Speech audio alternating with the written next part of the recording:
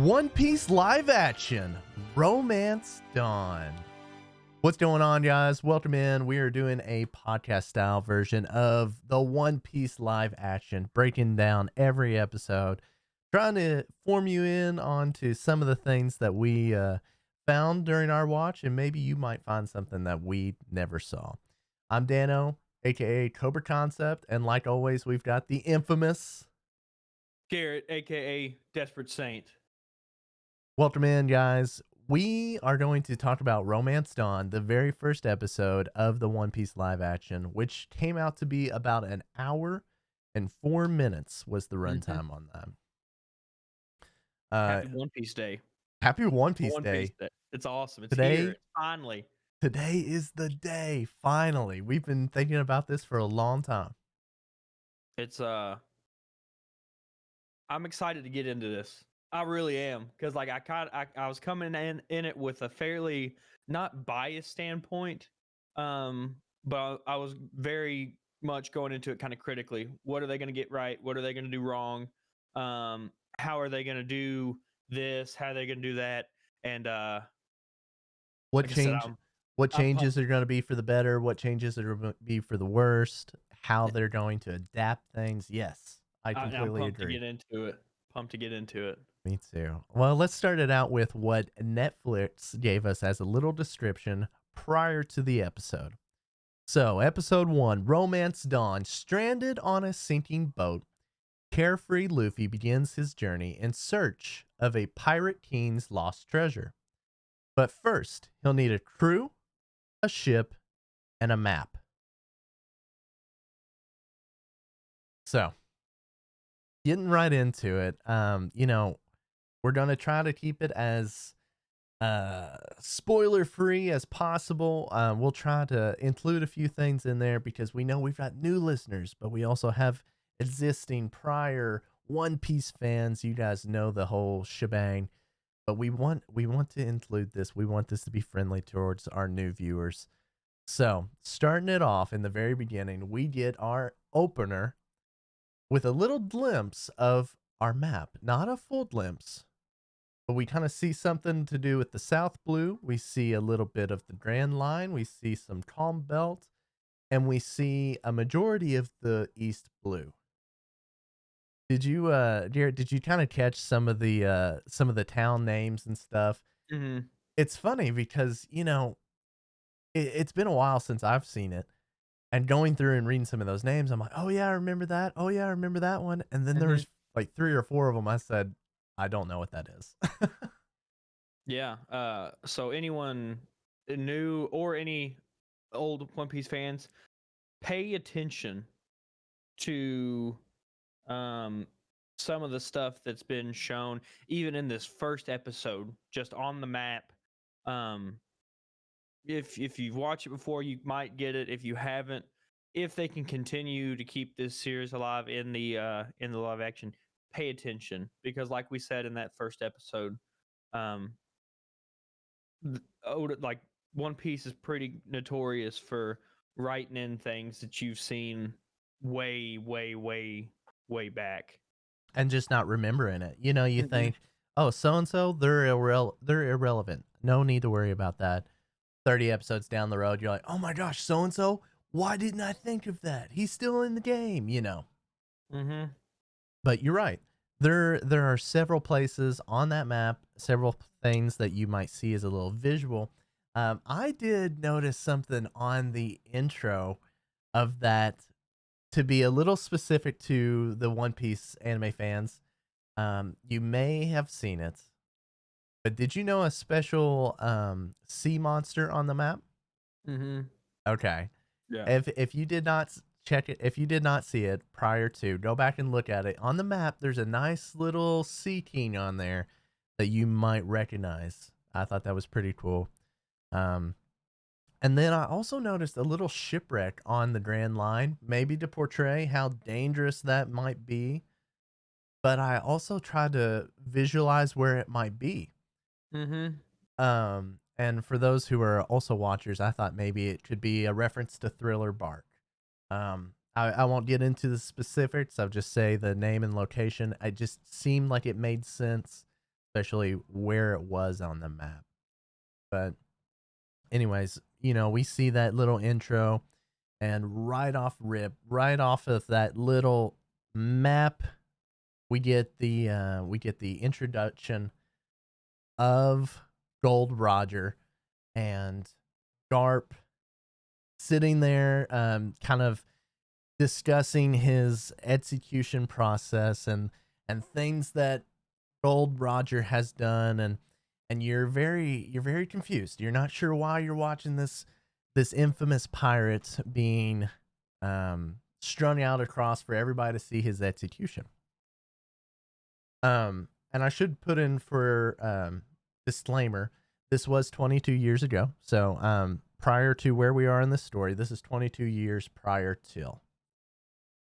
So I guess as we're seeing this, as we're getting this narration from Gold Roger, we're seeing a lot of infamous pirates that we would know. I will say that when you go through and do your rewatch, make sure you check out there is a person in a green cloak. There is two characters that come in for um what? I guess pretty soon. Yeah, actually, one Mm-hmm. of them's that episode. One of them you Yeah. probably will see sometime soon, and then Mm-hmm. potentially another character at the end that Garrett was telling me about. I didn't really catch that the first time watch. Mm-hmm. Um, so It, it's kind of wild. so yeah, you get to see some very big names, and they stand out for a reason. That one is actually correct because I looked it up. It is. Um, and if you look at the One Piece wiki and the photo of Smoker as a kid, he is in a green shirt with a red undershirt, so that is him. Okay, there we go. As so you got that right. But yeah, some big names. And if you watch the first episode, Shanks is the one with the straw hat on, red hair. Um, but you get to see all these huge pirates, notorious pirates, and now one will be a captain in the navy. They're watching the execution of the one and only pirate king, Gold Hmm. Roger. Um, and this is what starts what is it, the great pirate era. Hmm. Roger, his dying breath as my treasure is out there. He said it's for yours to find. Everyone take to your ships and hit the sea. He said free yourself. And off they go, and puts us to where we find our main protagonist, Luffy, sitting there narrating his own journey, dipping out water from his boat, talking to the Newsku, which is the bird. Hmm. He's talking how he wants a 10-man crew and one animal, hinting he wanted the bird to join. Of course, the bird did not do so. Now, one of the things different is his ship was taking on water. He just hops in the barrel, and off he goes. I'm pretty sure in the anime, was it not a storm that destroyed his ship and I he got believe. swept into the Yes, sea? I believe so. I believe so, and that was a slight difference. Not Funny incredibly difference, different. It though. didn't make a huge difference, but it was No. noticeably different. Mm-hmm. And just to kind of backtrack, for those who don't know, a news tube quite literally is a bird that flies around dropping off newspapers and stuff like that. Semi-intelligent, I guess just not like human capability level Mm-hmm. smart, but like intelligent enough to take their newspaper and go across the world and drop it off. Like a carrier pigeon kind of Yeah, thing, like a carrier but pigeon. big seagull isk. Yeah, just a really funny moment too, just to see that happen. Mm-hmm. Which Um, that portrays again that fits Luffy's whole vibe, kind of mhm, idiot talking to animals. Um, so he gets in the barrel, and same thing. I've eaten them are raiding another pirate group, um, which is the pirate that Luffy's barrel ends up on her ship. mhm, Alvita is the first bountied pirate that you actually visibly see in the show. Uh, And speaking of bounties, I loved the way that the bounties were portrayed across the screen. You know, it mm-hmm, was like the wind took it, it slapped across the screen, you were able to read it, and then the wind took it again, kind of thing. mm-hmm, I like that, and the kind of backtrack because I totally forgot. We saw our very first bounty at the very beginning of episode 1 with Gold Roger, but mm. it was noticeably hidden. You know, you couldn't see his bounty, and the way it flew off, you weren't able to read it at all. So I thought that was very interesting play. Mm-hmm. But this time we saw with Alvita, you could see her bounty come into play and then take off the string, which I want to say was it 5 million? Alvitas. Yeah, because I want to say most of those bounties are like insane, like they're way up there, big bounties. And I wanted to say that she was 5 million, and sadly that was on the lower end. You know, Let's see. I should have written that down. I don't know why I didn't. But like you said, gets onto her ship. 5 million. 5 million. Or no, 6 million. Six. No, Okay. 5. It's 5. Sorry. Yeah, 5. I couldn't Quit read. changing it. Five No, million. okay. Um, which is interesting. A little different from the anime as well. You know, I mean, you can't do everything exactly the same. But correct me if I'm wrong, but I believe he got onto a like a cruise ship style thing where like people were fancied up, Yeah. dressed up for dinner, and like pirates attacked them. And Alvita them rated it. Yeah. Yeah. So So. interesting to see. Mm-hmm. And I'm And then sorry, you can continue. I didn't mean oh to cut no, you off.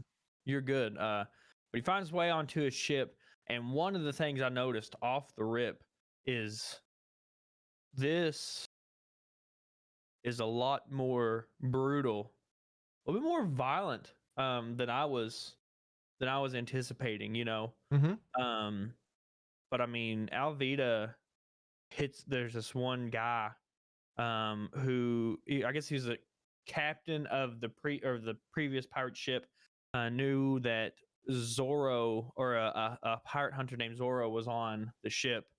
Um, he said he didn't know where he was. He took off at Sixtus Island or whatever, and then she just smokes him with her little. She's got like a little walking stick thing that's got like It's like a big club. diamond studs, and she hits this guy, and in comes Kobe, who makes his first appearance, mopping up blood off the deck of the ship. Um, and you see Kobe kind of later on in the episode, or pretty much next scene, and Mm-hmm. he's down in the bottom of the ship, you know, cleaning her club that she used to kill the pirate. Um, and then pop out of the barrel comes Luffy, and instantly asks for food in Luffy's notorious manner. Um, but they did a very good job, like the first interaction with those two. Mm-hmm. Um, you know, you can only make the live action Kobe so crybaby. Kobe is the biggest crybaby in the beginning of the show. It's terrible. Mm-hmm. Um, but you see it. You know, you can tell he's anxious, he's nervous, he's a prisoner. I mean, the whole fight scene there on Alvita's ship was really it was good. It's pretty funny, pretty good introduction to I guess the special effects and the CGI of the gum gum fruit Mm-hmm. working. To which, you know, I probably should have looked this up. Um, Morgan Davies is the actor that is portraying Kobe. And I should have said earlier as well. Vincent Regan is Garp, and where is our I've lost our Gold Roger. But anyways, I'll find that here soon. But Morgan Davies did a very good job of portraying Crybaby uh Kobe, to my opinion. He did a very good job of making Kobe seem weak and vulnerable and like he just couldn't think for himself. And I enjoyed that. I thought that was pretty cool. Classic lines of Luffy being hungry and not really caring who Kobe was. As long as Kobe was there, he was going to treat him like a friend. So Mm-hmm. um very cool to see how they interacted. I thought that they did a very good job um, acting together. And I will They're say, after their little interaction, when they start to get on the boat and they start to work their way to find what's the term used for the little spare boat, a dinghy. a dinghy. Yeah, when they're going over to find this dinghy and get into it, Luffy of course makes noise, awaits the crew. Everybody comes out, and we finally get to see Luffy's ability in action. And we didn't really get to through the first episode, nobody really said what it was. So I don't know if it'd be best to say it now or just wait for the episode 2 to call it for what it is. But basically, we see Luffy sit there and avoid all of these giant club attacks from Alvida, and everybody just kind of stands back and watches, let Alvida take control, and finally, after a few mishits and a few rebounds from Luffy, Luffy finally shows off his ability with his rubber ability, throws his arm way back off the ship, and we see the very first Gum Gum pistol Hmm. in action, whipped across the screen, smoked Alvida, sent her off the ship. And it was pretty cool to see. I can only kind of describe it by saying that it kind of reminded me of Mr. Fantastic if you watch the Fantastic Four Hmm. movies. Just Yeah. that stretchy ability. Very, very good CGI, if I'll be honest with you. It didn't look too out there. Sometimes you get some stuff out there and you're like, what? That was weird. It didn't look so bad. And the him Look cool. calling out the attack was funny Hmm. and didn't throw me off as bad as I thought it would. I thought it was gonna be kind of cringy. I thought it was gonna be kind of like, oh, is he gonna really yell "Jum Jum Pistol"? Yeah. It was It was good. it was It fun. fit. Yeah. And real quick to do her justice. So Alvida is played by the Dominican actress, and I'm going to botch this middle name very badly, so I apologize. But her name is Elia Iso Iso Relis Paulino. Okay. Um, is the actress. She has actually made an appearance as Thelma in Kevin Hart and Mark Wahlberg's Me Time, Oh, and okay. was in the Sex Lives of College Girls. So pretty cool. Wanted to give her a shout out. We've been hitting everybody. Go ahead and get Alvida. Um, and I think they did a good job. It's Yeah. funny. They kind of hit it on some of the quirks. Alvida is supposed to be the most beautiful, the strongest, the most notorious, and So she any, says. and so anytime anyone goes against it, she kind of goes berserk, and that's Yeah. you see that in that first episode. Yeah. Which I do kind of wish that they had portrayed that a little bit more. You do get a little nod to it. I mean, Hmm. heck, there's a scene where she's just flat staring at herself in the mirror. Some Hmm. dude's just sitting there holding it and she's staring at it with her club in hand. You totally get that vibe from Kobe because she turns and says to Kobe multiple times, like, who's the most beautiful? Who's the most powerful? Who do you serve? You know what I'm saying? Like she wants that Hmm. reassurance that she is it. Um, and like you said, I do find it funny that she was not even on Pirate Hunter Zoro's list of bounties that he was chasing Yeah. down. That was too funny. But anyways, so he knocks the snot out of her, and it was. I think it was right then and there that we start to differentiate and we start to go into another path. We Hmm. uh, we see Luffy and Kobe kind of interact, and we start with our next scene, our next build up. Um, Garrett, did you want to do that part?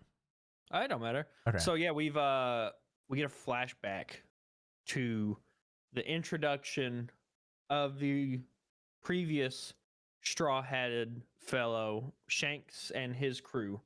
Um, so they come back and you see young Luffy had counted down the days until Shanks was going to come back. Comes back, sees Shanks and his crew.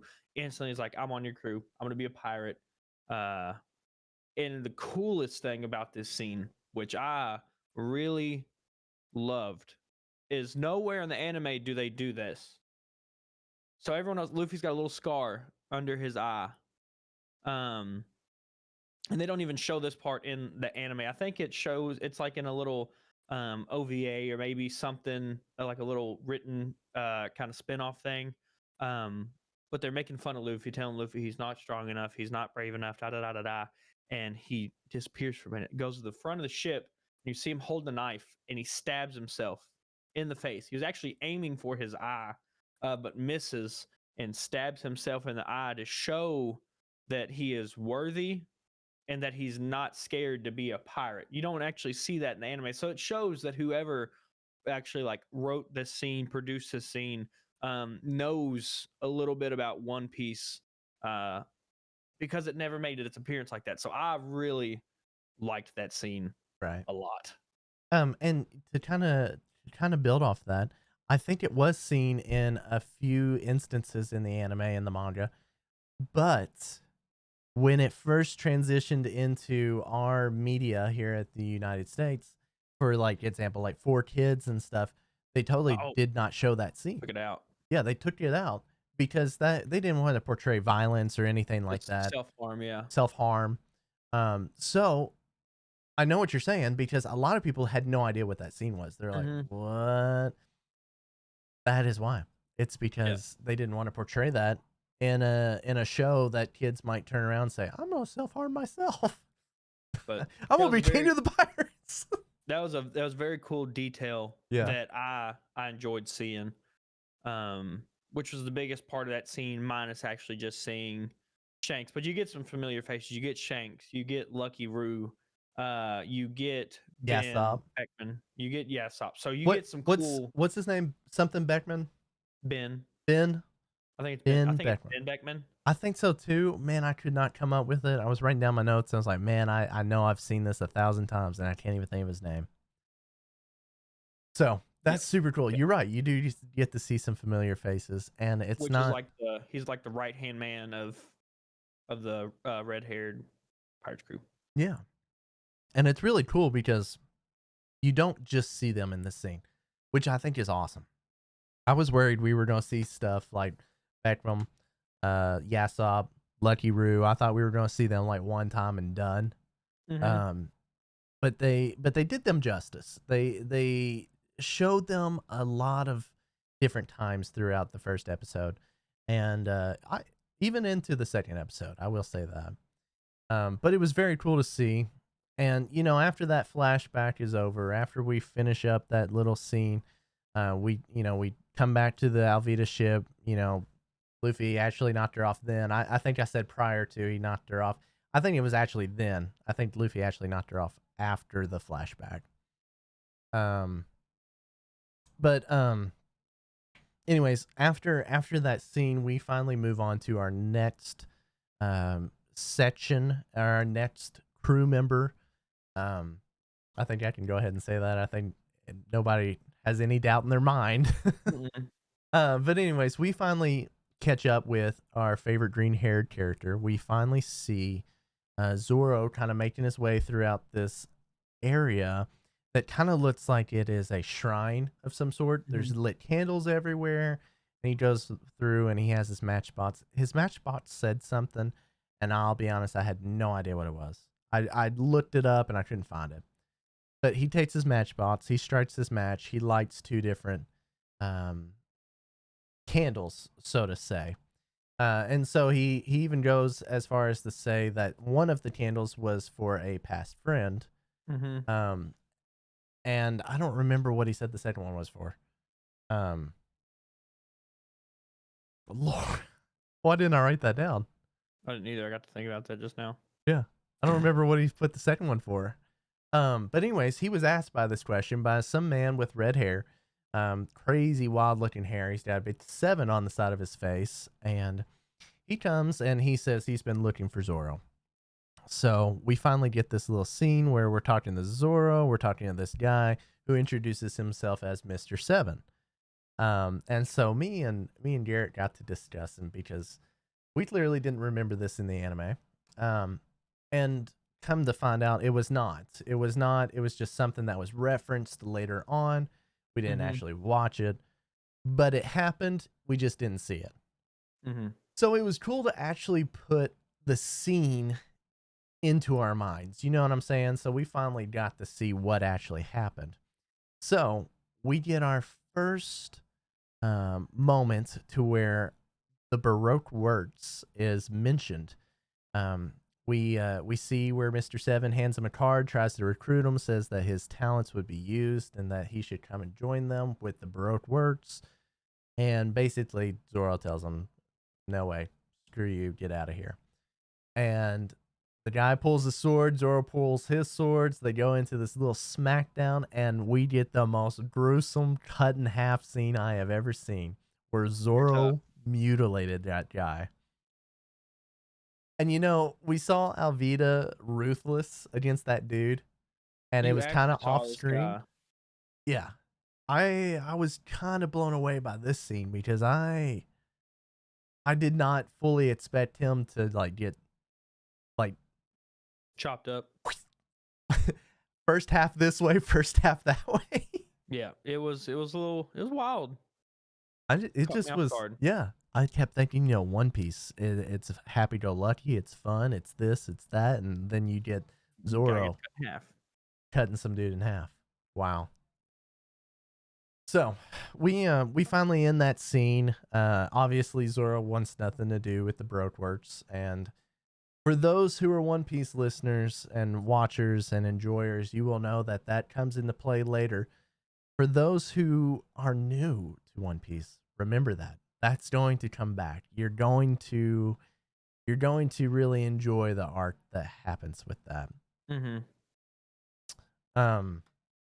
So yeah, and I found it funny learning about Mr. Seven the way we just did because I didn't know that scene until the live action. And then we literally just looked it up like previous to this because I had no idea. I like after we saw it, I remembered there had been like mention of something like that happening. Right when I can't even remember the name. It's not Drum Island. It's before Drum Island. I can't remember what it was called. But anyways, I remember something saying how Zoro's tried to be recruited. We see that now. Um, After that, we get our second flash, kind of right off of Zoro. Zoro's gone. Back to us another flashback with Shanks, where in the first scene they were showing all the treasures they were getting, and they hand this box to Lucky Roo and say, "Keep this safe. It's worth more than all of our treasures. This fruit's worth more than all our treasures. Treat it like a leg of lamb." He said, "You won't drop it," because Lucky Roo always has a leg of lamb in his hands. Um, so you get in there, and Shanks is stitching up Luffy's face, and Luffy tells him not to stitch it too tight because he wants people to see the scar to know he's brave. Um, Shanks kind of tells him he's an idiot, and that he's not going to join the pirate crew, whatever. Luffy gets mad, storms off, and finds fruit and eats it. Um, he comes back, and the bandits show up. The mountain bandits show up. Well, you don't know they're mountain bandits, but they're mountain bandits. And they show up, they make a mess, dump the drink on Shanks, shatter the glass. Shanks just asks for mop, cleans it up, and Luffy wigs. And it's a big quote. It's like not all things can be handled with violence. It's important for a man to be smart and when to pick his battles. Da da da da. Comes into play a lot later in the show. But it's funny, you see all that. Luffy goes to storm off. Shanks grabs his hand, arm stretches, but in the background you hear this song, and it's Bink Sake, which is it's a famous song in the One Piece. You don't Oh really yeah. you hear it a lot, but you don't know what it is until later on in the show. But another cool, pretty accurate flashback to how it went in the anime and the manga. Really funny. Everyone kind of wigged out, Luffy Hmm. stretching. And yeah, that was, we get that. I was glad they added all that in there. Hmm. Especially with the mountain bandits part.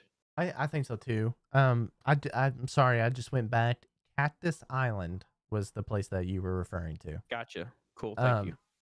I think it was really cool to see the mountain bandits in play at Windmill Village and seeing how everybody interacted, like you said, when Luffy stretched his arm out and everybody was like, it was kind of like oh no scene, you know what I'm saying? But I find it funny because, you know, in the anime, they flat out hold this fruit, they say what it is, and they tell him not to eat it, and he eats it. Yeah, Well, because they leave it on the bar. yeah. So I found it very interesting this time around that Luffy went and found it himself. He ate it and nobody knew he ate it. And he had no idea what he ate. Because in the anime, is they he eats it on the bar or whatever. Lucky Roo looks over, sees the stem, sees the box open, freaks out. They pick Luffy up and like he stretches to the floor or something like that, Yeah. and then goes to run off and grabs his arm because they all freak out. I mean, they Yeah. go crazy. Um, but yeah, it was a lot more tame, I guess. They didn't describe what the um the side effects of eating a devil fruit like they did in the anime, right off the rip. I think it's not until like episode 2 when they actually describe what happens when you do that. Right. But again, a good ad to show how Luffy kind of got his powers right off the rip. Yeah. And so we never really got an official name on this very first episode, but I'm willing to say those who are listening that are not full-time One Piece enjoyers that are kind of new to this, it's called a devil fruit. I'm sure you figured it out by now. But yes, it is the source of how Luffy is getting his powers. Mm-hmm. And yeah, I found it weird because like they didn't say what it was. They didn't say the consequences of it. Nothing until after the fact. So it kind of left it up for you to try to figure out what in the world just happened, and kind of gave you a little suspense into the next couple of episodes too. Yeah. Um. So after let's see. So after that second flashback we've gotten, um, we finally kind of make our way back to the present. We start talking to Luffy, and he's talking to Kobe and trying to get Kobe's genuine dream. He's trying to figure out what Kobe wants to do with his life. And Kobe keeps telling him, it's dumb. I don't want to tell you. You're probably going to laugh at me. You're going to tell me it's unachievable. And finally Luffy convinces him, "Hey, that's all right. I'm a pirate. I'm going to be the king of the pirates. I'm not worried what you're going to tell me. You can tell me whatever." And finally, Kobe comes forth and says that his dream is to join the Marines, to be a part of the Navy, and that he wants to be a part of that organization, which is funny, being that the Navy and pirates are quite literally the total opposite. Mm-hmm. You couldn't have found more polar opposite enemies right then and there. And you happen to have two people that share the same dream from different organizations on the same boat. And I found it so stinking cool to see NK portray Luffy with that same smile, that same awesome. That's so cool. That is Mm-hmm. such a worthy goal. I hope that you join the Marines. I hope that you do this. No, no, no. To really just nail in the coffin of how good of a pirate he is. He's not a pirate because he's a bad guy. He's a pirate and he's good at heart, which I thought Mm-hmm. was so stinking cool. It was really cool to see that. And I think Kobe thought that too. You could see that look in his eye, like he was like, "Oh my gosh, this guy said I should do it. He said go for it. He gave me encouragement." So it might be the sad sob in me, but I'm over here going, "Yeah," and everybody else is probably like, "That was lame." So, anyways, I just thought that was cool. Mm-hmm. But And then so we get that. After that, you see Nami for the first time. She's on a little boat, oh, my ship, my friends, my crew. And she, calling for help from these two gentlemen on a pretty small boat. They go over, they hook up, like, we'll help you. And she covers this box of treasure. Doesn't want them to see it. She just wants some help. They get on to claim the treasure, uh, because inevitably they end up being pirates because her crew got ransacked by pirates. And they open the treasure and they just see a bunch of garbage pretty much in this treasure chest, and turn around and off. Nami goes into the distance saying thanks for the ship. And Scammer gets scammed. scammer gets scammed. And then she's out of there. And then change of scene, and we get our first, one of our first towns right then. Before you get too much further, though, uh, for those who may not have caught it, did you catch the Jolly Roger on the ship? That was a little nod to our first, um, well, not really our first villain, because I guess Alvida was technically our first villain. Mm-hmm. Maybe our first real pirate villain. Like Alvida was just kind of a, yeah, all right. Well, this one's actually a villain that you're going to see a whole lot. Which So, this actually, I think that exact scene happens in the anime mhm. as well. She does the same thing. So that was pretty funny. For so far, I mean, they've done a pretty good job of kind of keeping everything semi what in line, but it's a lot of, like, they've done a lot of cutting back and forth. Here's someone, here's this, here's a flashback, we're back to normal time, flashback. But it's been good. But Yeah. yeah, so we end up in Shellstown, which is the first town you get to see. And it's just like a lot of panoramic shots. You notice instantly massive marine town, big base. I think it's ended up being like the 153rd branch of the Marines of the Navy. And there you get to see some bounty posters of quite a few people, um, which you won't know them quite off the rip, but you've got Foxy, Buggy, Django, Alvida, Cavendish, and Bellamy, which if they adapt it further, or you start watching, or you do watch, you understand who those are. And instantly, everyone kind of gathers up. You get to see all those cool shots, and then we're in a bar. We're there, and you see Zoro walk in, dragging the upper half of Mr. Seven. You see Luffy and Kobe sitting at a table eating, or Luffy's mainly eating. And then Stuffing later his on, you kind face. of see Nami there. So all three people are here, which is kind of a different introduction to how they do it in the anime and stuff. But then you get this fight. Mhm. Um, you get Zoro wanting to drink, and you see this very weird looking guy come up. This little girl brings Zoro. It's onigiri, but it's just rice balls pretty much. But she puts them in chocolate. Which is odd. Um, but I think in the show it's mud or dirt. I think in the anime, from what I can remember, or is it No, chocolate the whole time? she brings him these and they get Oh, stomped into the dirt. while he's yeah. So, anyways, you get this big fight. He just wants to. All he wants to do is claim his bounty and go on. Um, so he gets in this fight, beats up this guy, fights all these Marines, and you get a couple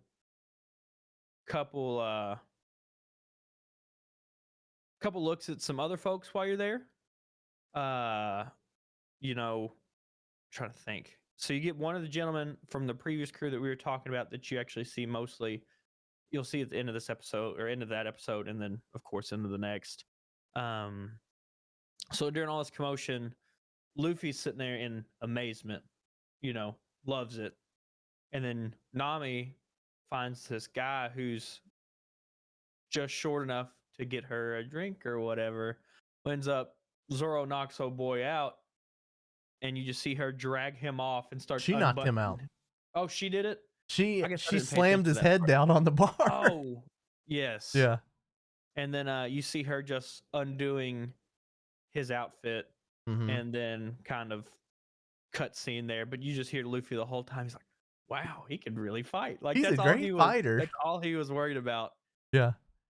So you're right. So I think we can go ahead and say their names. I don't think it would ruin too much. We see right off the rip in the bar scene, we see Kabaji. Kabaji is a character that we're going to know a little more about, especially in the next episode. Kabaji dips out. First thing, he's Mm-hmm. out of there. But then the next person we get Helmeppo. is Helmeppo. And Helmeppo is a character that kind of comes into play for the rest of this episode.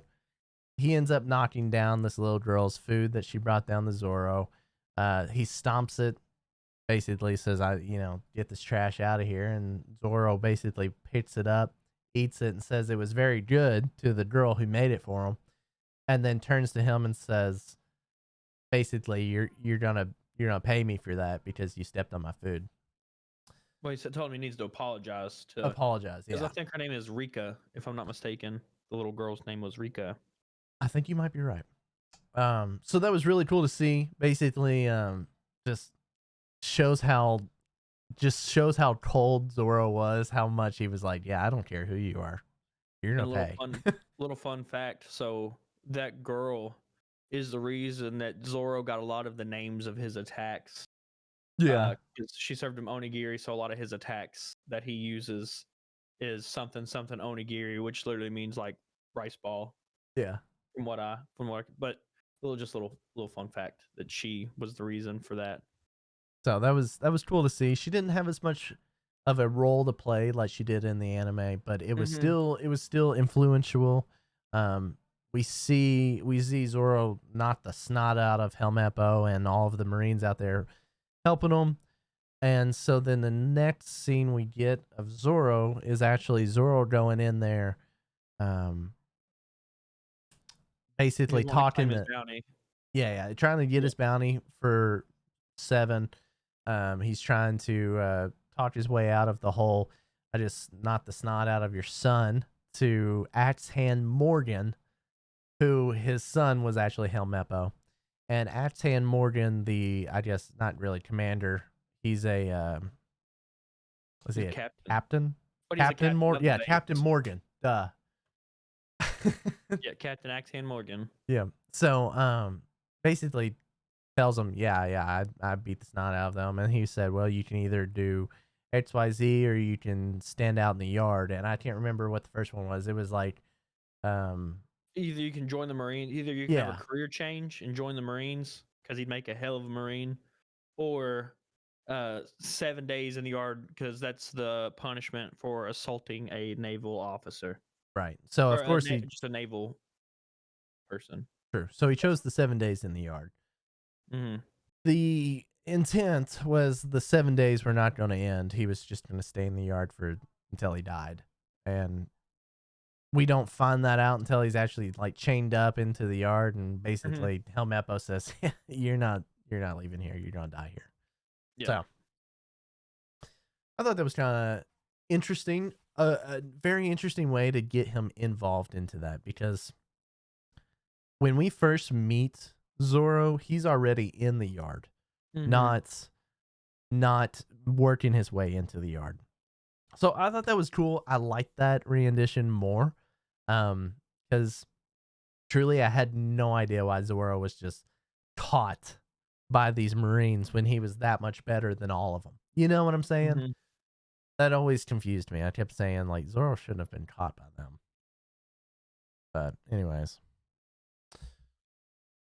But this next part kind of takes us back to what you were talking about earlier, kind of like the parallels: good pirate, bad pirate.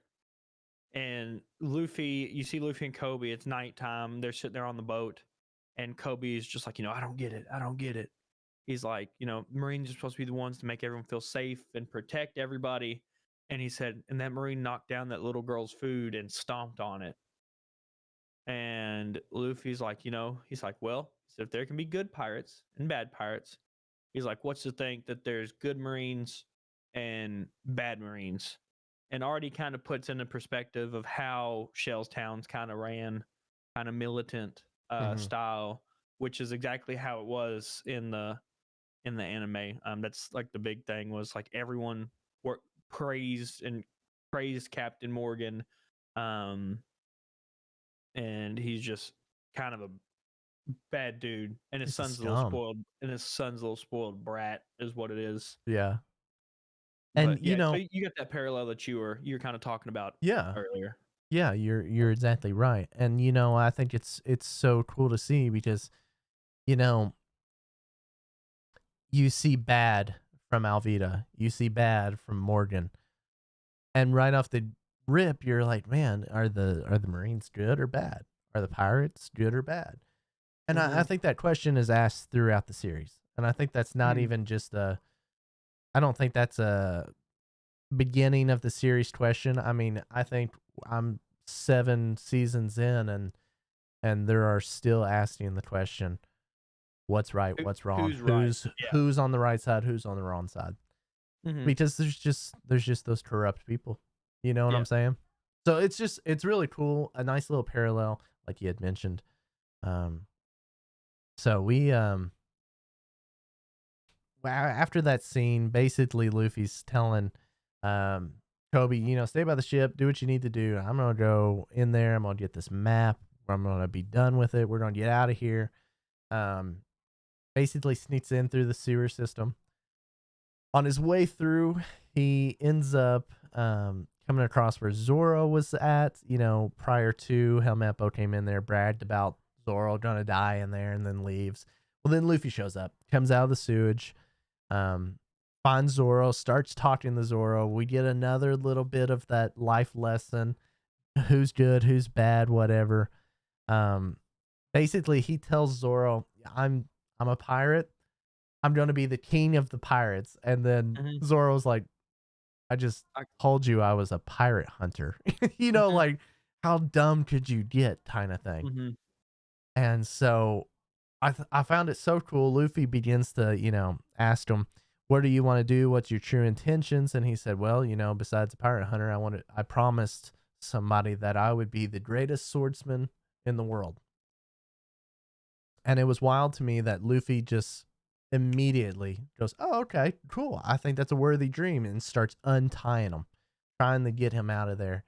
And Zoro, turns and looks at him, says, "I'm not joining your crew." And Luffy says, "Okay, no big deal. But I'm gonna let you go because basically it's a waste for you to be stuck in here and not chasing your dream." That was cool. I like Mm-hmm. that.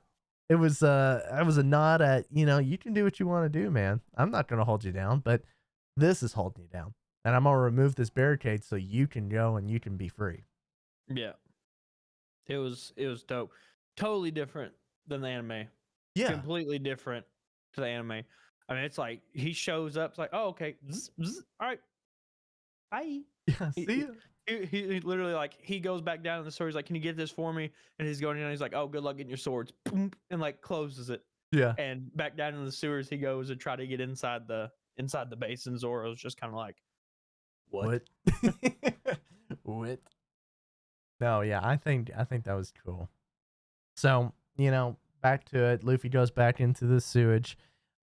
We get this scene of Nami trying to find the map to the Grand Line. She's down there in the map room. Some girl comes up and says, "Why are you here? You're not supposed to be here." She said, "Captain Morgan sent me to get this map. I'm trying to find this map. We're going to get this map. We're going to get out of here. I just need this map."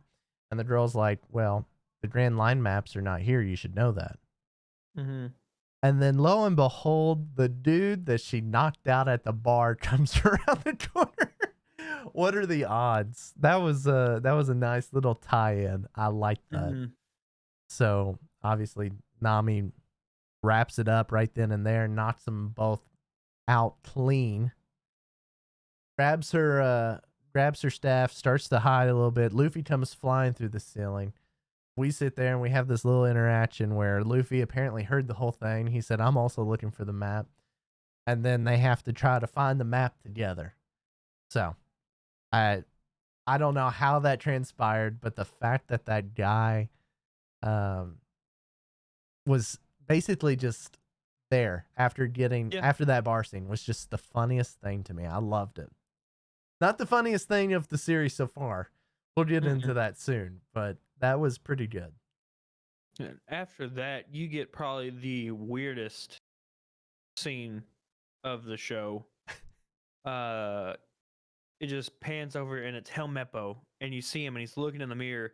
And so when he went to brag to Zoro, he was also holding this sword.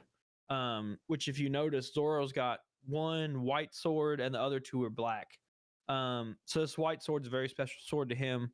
Um, it's the person it belonged to the person who he promised he'd be the greatest swordsman to. He now has their sword. Anyways, you see him in the mirror and then you see him hold up the sword and he's acting like he's fighting or blocking, and then it zooms out and you see he's bare chested, and then it zooms out and turns around and it's just like Helmeppo's ass. I mean, it's just there, butt naked, swinging swords in the mirror, and I don't know. I don't either. I don't remember that part from It the was anime, not in that. but it was odd. Well, anyway, he's doing this, doing this, doing this, doing his thing. Boom! Zoro like kicks open the door, and Hemi was like, "You're gonna kill me, aren't you?" And he's like, "I'm gonna do something worse." And then you know, pans out of that, but did not expect to see, Did not to see some dude's butt yeah, on Netflix just out watching swing the One Piece. sword, It was the swinging his weirdest sword. thing, man. I It was tell weird. you what, we were sitting there watching It it, was funny though. and I looked over at my wife and said, "What did we just watch?" And she was like, "Was that in the anime?" And I said, "No." I don't remember it being in there. No, but I do remember in the anime, he his room was pink. He had everything, you know, curtains pink, room pink, bed pink. He had teddy bears everywhere, and it was totally a different vibe in that room. But he still gave off that strange vibe. You know what I'm saying? Like he was not all there. I thought him being naked in front of the mirror was wild. Mm-hmm. So, anyways, um, yeah, I we couldn't believe that scene. It was almost kind of like, did we need it? No, but it was funny. It was kind of It funny. was I'll give funny. you that. So, Zoro goes in there, gets his swords. Basically, we jump right back into Nami and Luffy going throughout the base, trying to, hide away from officers and other Navy people. And they keep saying, okay, we just got to not run into Morgan. And then, boom, they run into Morgan. Basically, they sit there, they tell him, hey, I'm taking this guy to the brig. He's a pirate or something. I don't remember what they said. But he is against, whatever. He's going into the brig. And the guy, Morgan says, is he really uh, a criminal, and who are you? I don't remember you. And she said, well, I just transferred here. I wanted to be under your rule. And he said, oh, okay. Kind of in disbelief. And then finally, I guess he just moves on from it. He's okay with it. He goes, yeah, okay, cool. Yeah, take him to the brig, whatever. Uh, do, do great work, whatever. And so he walks away. And then as they're walking down the hallway, she pulls up the keys that she's managed to swipe from him during that interaction, which I thought was kind of sweet. Not gonna lie, I was like, dang, Nami, well, Nami, Cat mommy burglar. out there, Oh, cat burglar. oh, cat burglar. So of course they break into the office. They start looking around, trying to find this safe. They're kind of chit chatting. Um, you know, Luffy's trying to recruit her into his ship that he doesn't even have. He's, hey, join my crew. I don't have a boat. He goes around and he starts pulling on things, picking things up, and he ends up opening the secret lever to the safe. They try to open it right then and there. It's not opening, not opening. And so then, where are we at here? Yeah, okay. So as it's not opening, they realize, I guess Captain Morgan realizes wait a second, something's not right. He's in the map room. He asks what happens. They say that Nami, basically knocked him out. They're looking for the Grand Line map, um, and said, he turn on the alarms. Let's go get him. And as the alarm's going off, they're trying to get this thing out. Axe Hand Morgan finally shows up to the door, and he starts to break down the door with his axe, which I thought was very interesting.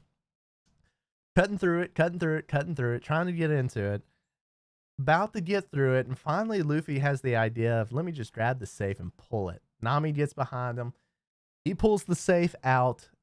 Well, with the ability of pulling it, he throws it out the window, and they follow with it. All of a sudden, they're out there in the yard. They're basically laying there with the safe. Luffy, Nami's on top of him, and boom, here comes a bunch of Marines. You Yeah. want to take over here? Sorry, yeah, my bad. I didn't know. You're good. I felt like I was talking the whole time. No, you're good. You're good. So yeah, all the Marines come out, and you see just Nami and Luffy just start whooping. I mean, they just start beating everybody up.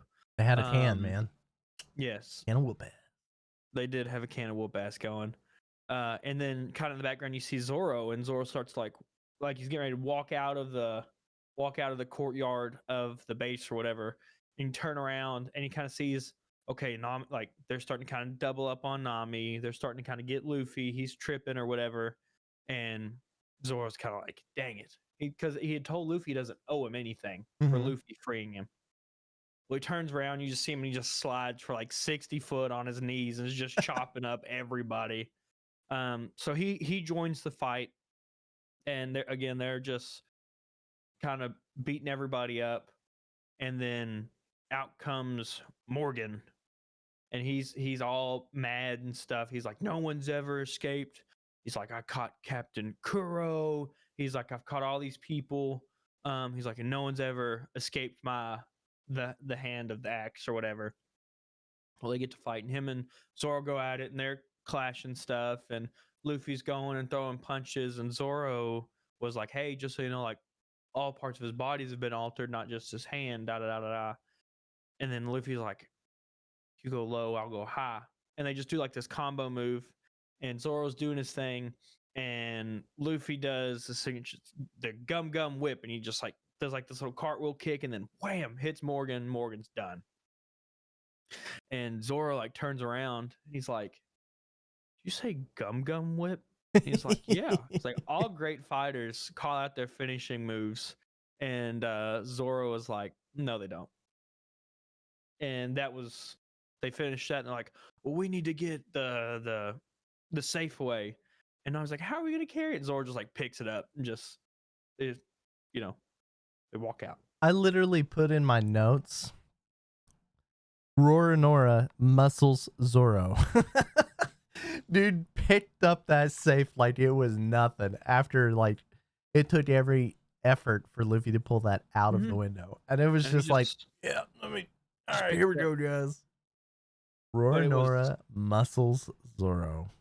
It was funny because like, especially in the live action, like you wouldn't expect people to, like Zoro gonna be like 36-pound Phoenix, and do his move or whatever, but Luffy did. So I don't know if that's gonna be a common thing through the show. I feel like it's gonna be. But I don't know if it's just gonna be Luffy. Maybe that was a hint that they're not gonna do, the different attacks and stuff. So I don't know.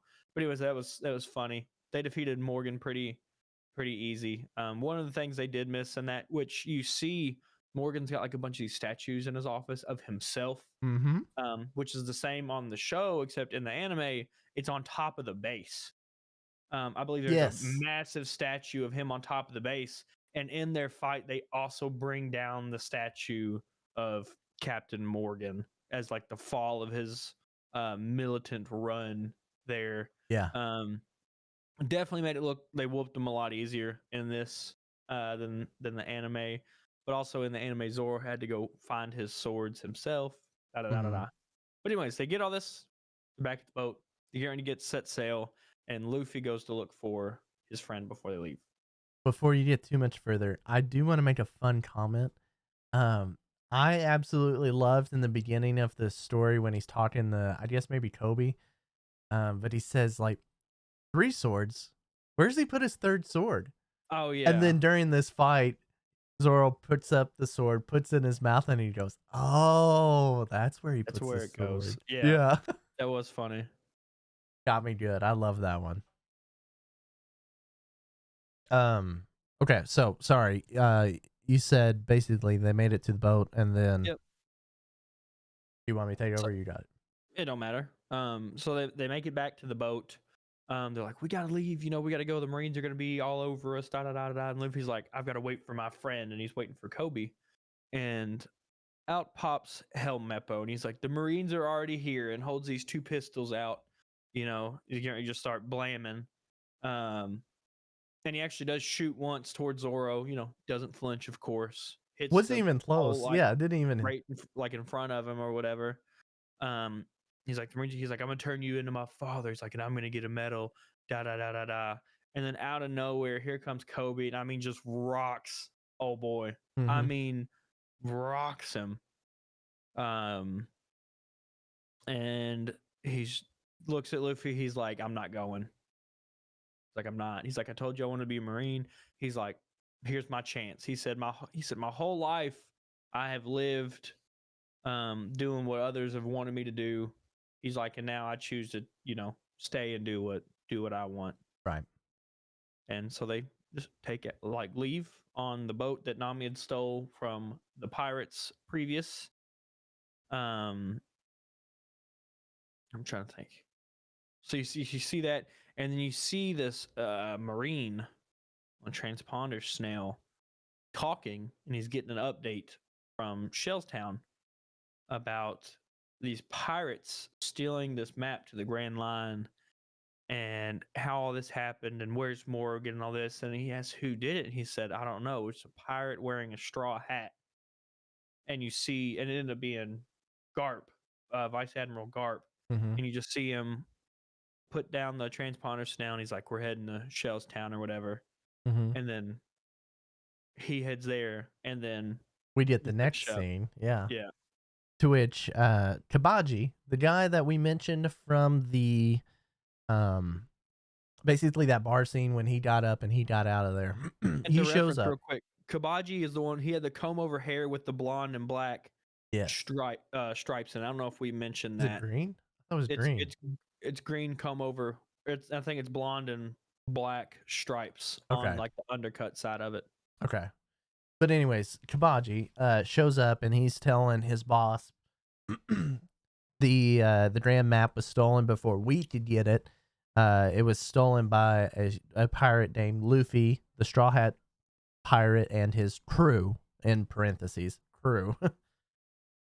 But we finally see our very first visual of the infamous Buggy the pirate, which And buggy. we find out later the Jolly Roger that was on that ship that Nami stole was the Buddy Pirates.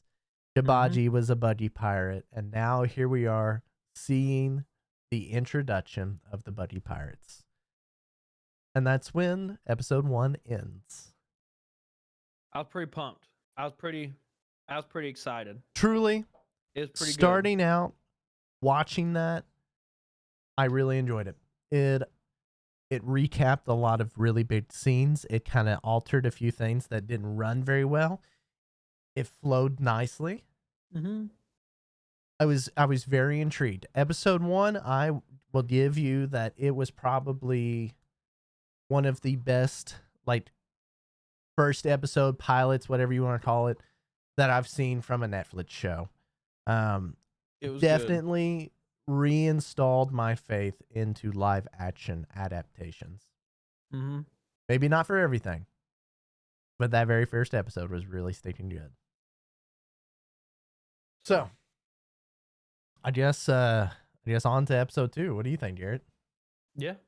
We'll We'll have do to it. we'll have to come back and be sure to check out the next video. If you're not already subscribed, please be sure to do so. And we'll see Let you us on know what you episode thought of 2. episode 1. Let Yeah. us know what you thought. If you're a first time viewer of One Piece, Let us know. If you've watched One Piece, let us know. I kind of want to see what your thoughts are on it as well from ours. So, Yes, and what did we miss? I know that there are several things in episode 2 that I realized that I did not catch the first time around. mm-hmm. So if we missed something, let us know. If there's something that you're confused about, let us know. We'd be happy to kind of run through it, try to figure it all out. I'll tell you what, I'm having a blast. Like I'll sit there and I'll like start typing up notes. I'm like, oh wait, this happened. I'll be sucked in. I'll watch and oh, this happened, and I'm Mm-hmm. just trying That's to how I like, did it. yeah. So sometimes we have to go back and watch a few scenes just to see. But anyways, Jarrett, did you have anything else? We'll see you in episode 2. We'll see you in episode 2. All right, guys. See you on the next go around.